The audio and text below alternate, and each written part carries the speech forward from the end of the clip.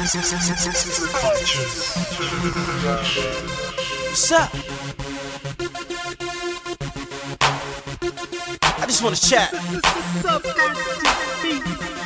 Nothing more, nothing less. Hi beauties, it's Brittany Alyssa. So today will be a different type of video. I'm going to sit and do a little chit chat and talk about today and what today means to me, and let's just jump right into the video. So somewhere around the screen during the course of this video I will post an obituary for my daughter. For those of you who have been watching my channel for a while, you guys know that I lost my daughter. I got pregnant really young when I was in foster care at the age of 15, and my daughter was born severely premature. If you guys want to know why she was born premature, you guys can go to the video pregnant at 15, and I'll leave the link down below so you guys could just click on it. But I lost my daughter at 15. She was born at 25 weeks and 5 days, and she was born 1 pound 12 ounce. She was severely small, and I was told from that point on, because this was in 2003, I was told that there was not a lot to do for premature babies at that time, and that we would just have to roll with the punches. So what ended up happening was 52 days after she was born, she was doing fine. She had put on some weight. She was like 3 pounds 5 ounces at this point in time. She had blonde like hair with brown eyes, and she looked just like her father. Only thing, she was a little light skinned, more light than he is, because her and Leah's father are the same. He's darker skinned, but she was a little lighter skinned. And I remember her doing perfectly fine, and then I got a phone call in the middle of the night stating that I got a phone call from, at the time, Our Lady of Mercy Hospital. It's now Montefiore. And they told me she wasn't doing so good, but I was like, I just came to see her. I just left there like 3 hours ago.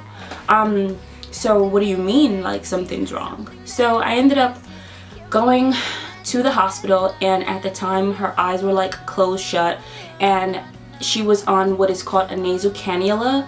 There are steps in prematurity. There's the respirator where it's 100% oxygen and stuff like that, and it's through the tube in the mouth that goes to the lungs and pumps the lungs for you. Then there's what is called the cannula, and then there's a CPAP.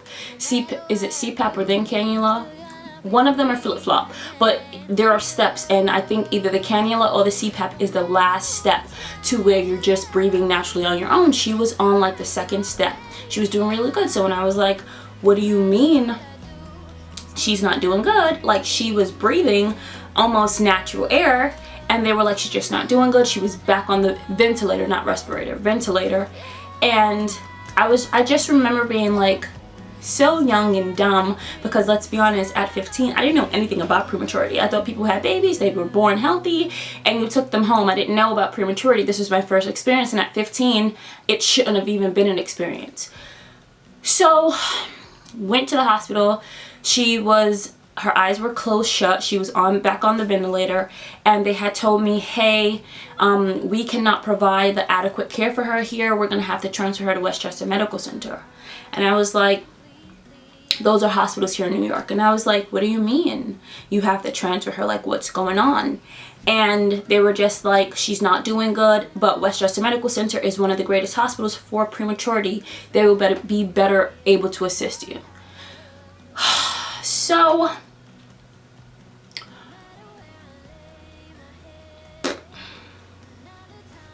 went to Westchester Medical Center.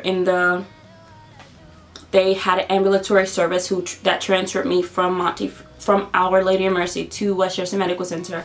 And I remember just being in there just very calm, like I was not trying to panic, and I was like, okay, she's gonna be okay. Like, this hospital is gonna help her.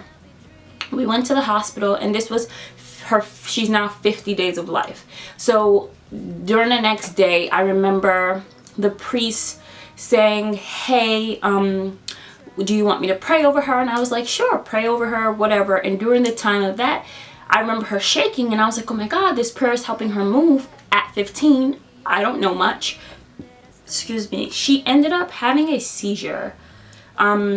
She was shaking, she was having a seizure, and her oxygen was so high that I remember the nurses and the doctors coming to me saying, hey, this doesn't look good, and just a heads up, if she survives this, she might have permanent damage. And I was like, whatever, she's going to survive it, and if she has permanent damage, I'm going to deal with it. At the time, her father wasn't allowed to come with us because only one parent was allowed to ride an ambulatory service, and because it was in Westchester County, there was no buses. So I remember staying there the entire day after the seizure. I'm crying, and she kept desatting, meaning her heart rate, her oxygen, everything kept going down. When you see in movies where it goes beep, beep, beep, beep, and then it goes flatline, beep, she kept flatlining, and they had to keep resuscitating her to bring her back to life. And because she was so tiny, they're not able to use the paddles, they had to use their fingers. And I remember them saying, hey, you've been here all night, you need to go. Now that was that night. I stayed the entire day. Now it's the nighttime. And I remember them saying, go home. I'm like, I'm not going home. And through that day, rewind just a little bit. During that day, I remember being in the hospital, and they were like, we think she has a disease where her intestines are blocked off. We're going to try to do a surgery on her and fix whatever is in there so that she can get better. So I gave them the consent, and they went along and did that. And then later that evening, they were like, go home, get some sleep. There's nothing more you can do here. I was like, I'm not leaving her. They were like, you need to sleep. And I remember watching a Medea movie, a Medea play. I don't remember which one it was, in 2003. But I remember it being funny, but I couldn't laugh. And I got a phone call like around 12 something in the middle of the night. And they said, you need to make it back to the hospital because she's not going to make it through the night. And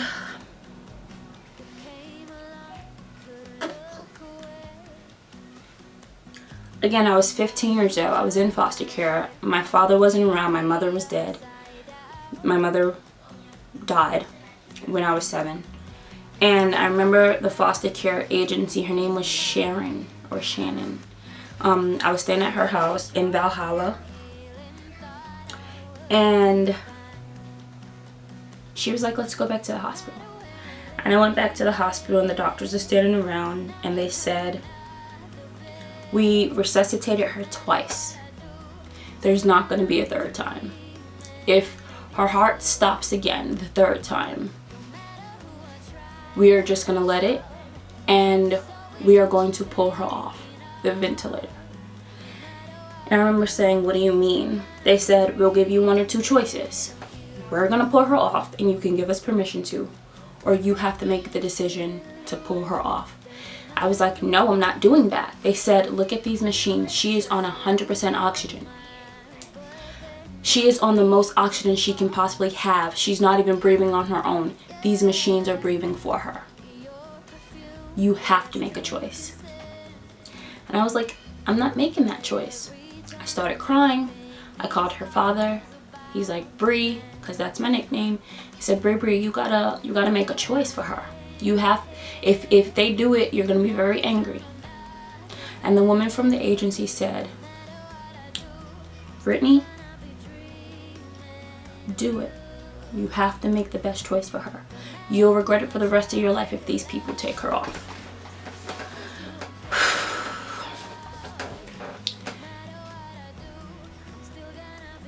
I looked at them and I said, hey,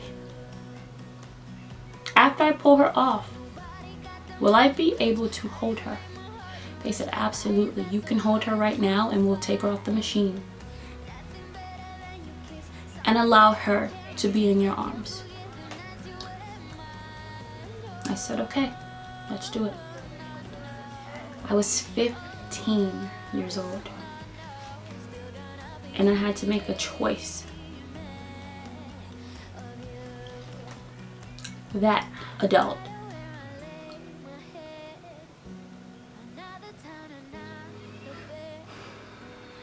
So I pulled her off the machine.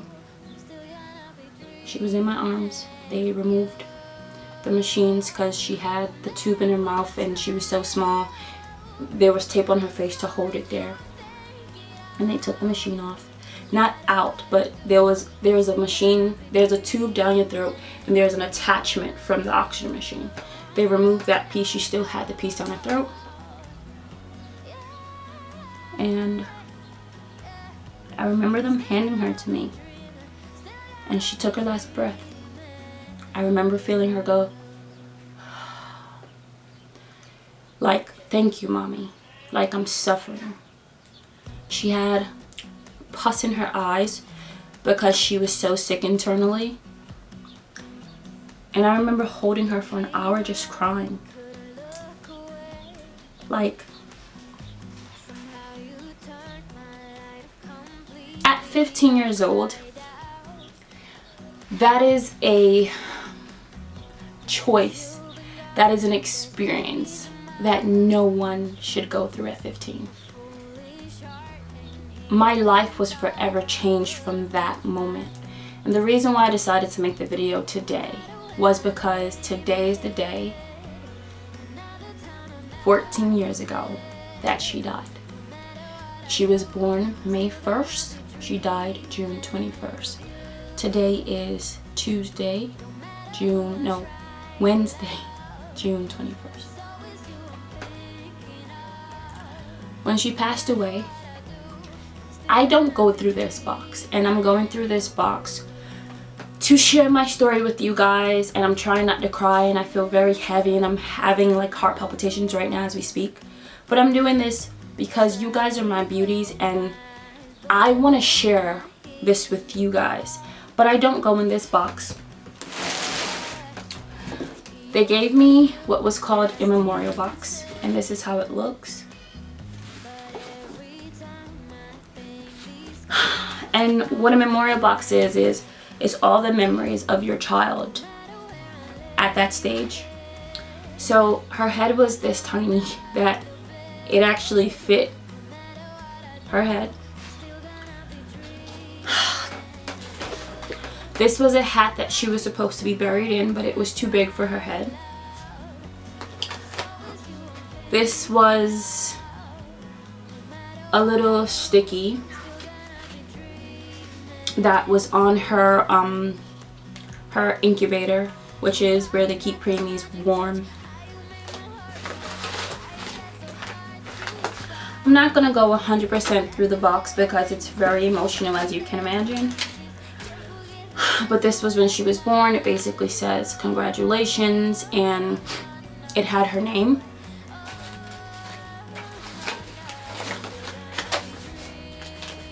These were the sonogram pictures of when she was inside of my belly.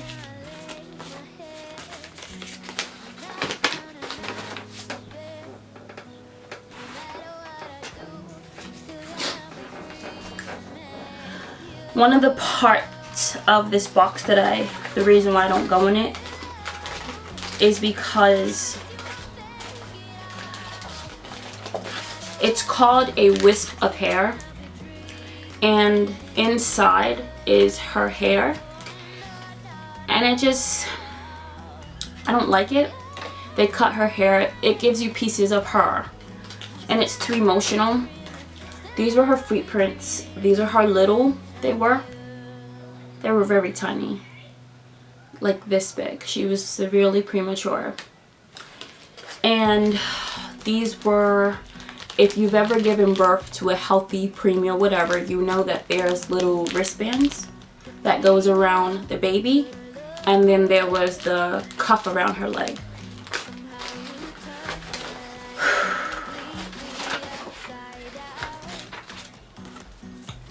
This was her obituary.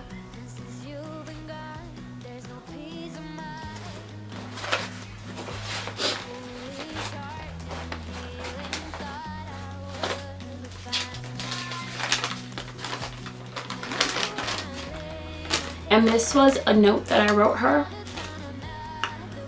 on June 21st, 2003 at 12:06 in the afternoon.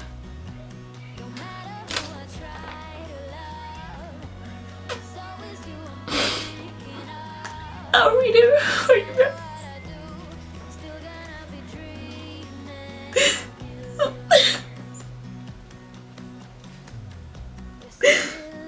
It says, "Dear Mia, in your short life, you made a big impact on my life.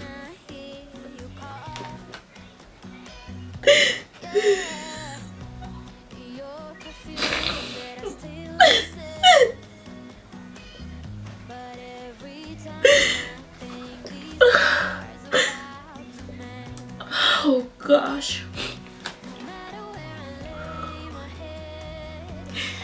It says, all in 52 days, you made me a mom, a young adult, and you also made me grow up and look at life in a totally different aspect. I now know why you were brought to me. It was because God wanted you to make mommy stronger and overcome the other obstacles that are down the road. I still remember the first time I found out I was pregnant with you, and I can honestly say it was the best day of my life. I apologize for your suffering and your heartache during your 52 days of life, and I just want to say thank you for holding on as long as you did. I will always keep in mind the night you kicked me and kept me up in the middle of the night using the bathroom. Till the times you came out of my womb, I saw your struggle and your fight, and I greatly appreciate you. Watch out for mommy and daddy and help us overcome your loss so that we can continue to grow and be stronger for what life has in store. Mommy wants you to know that you will never be forgotten. And though you were so small, I do believe that you love me back. Rest in peace, and I'll be there when the time is right.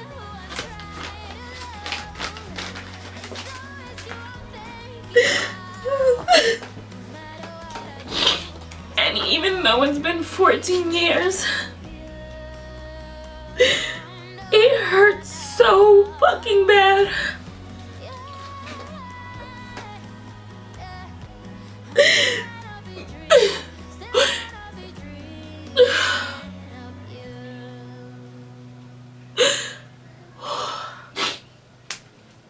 I'm sorry, you guys.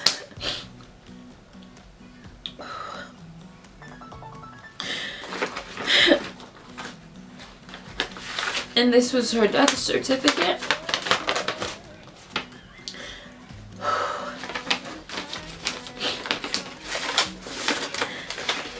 And I had to bury her and pick out an outfit for her to be buried in. And pick out a casket for her to be buried in.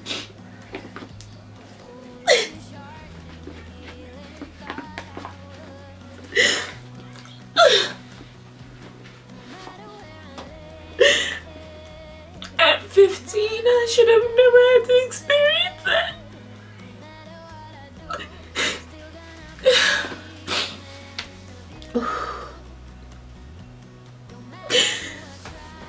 And every day, every year on this day, it's so hard. And I know I have 3 wonderful kids.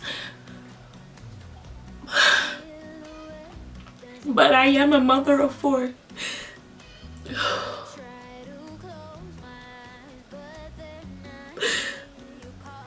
I am a mom of 4.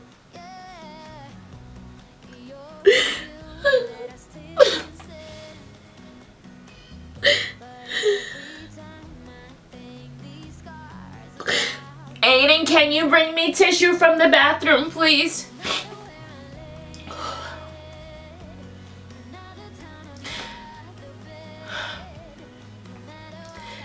And I would like to have had this video be how life gets easier as the years go by, but that's not the truth. It still hurts.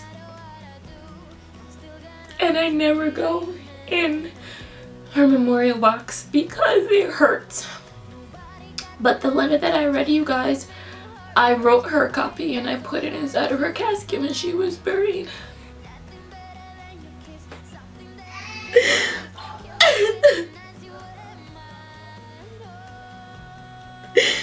Aiden, pass me tissue, please.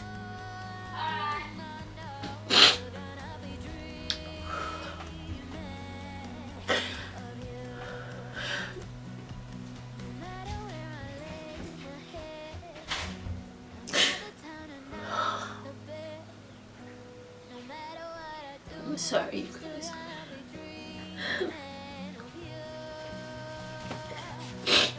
Hi, boo boo. You alright, Mom? Yeah, I'm okay. You alright? What happened? Nothing, I'm okay.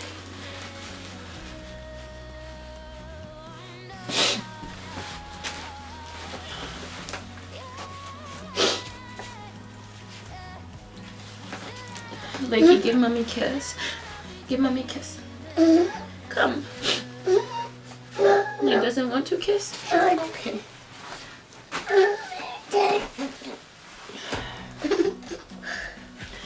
You guys could go back in the room. Let me wrap this video up. I'll let you. Come on. You want to sit with mom? Come. What you eating? No. You eat chips? No. Okay. You want more chips? Go ask Aiden to give you more. You can have all the chips you want. No. I wanted to share this with you guys. Can we do it? Yeah, give it to him out there. Like, come. I wanted to share this with you guys because Like, come. Mom. Chip. I'm going through it today. Come. It's hard for me to deal with. Say hi to the beauty. Say hi. Say hi. He doesn't want to talk? Okay. Want a lollipop? Go ask Aiden for a lollipop. I'm going through it today and I just really wanted to just like open up to you guys and like share her memorial box because this is real life. Like moms who've had stillborns, mom who've lost children, like that shit is real. Like that shit hurts. And although I was 15 at the time, like it's still very relevant in my life. But I hope you guys enjoy this video. I'm sorry for like crying and being a crying mess. If you guys have any questions, as always, you can leave them down below. I always get back to you guys. Don't forget to rate, comment, and subscribe to my channel. And look forward to regular videos. And I hope you guys can appreciate this one. Bye, babies.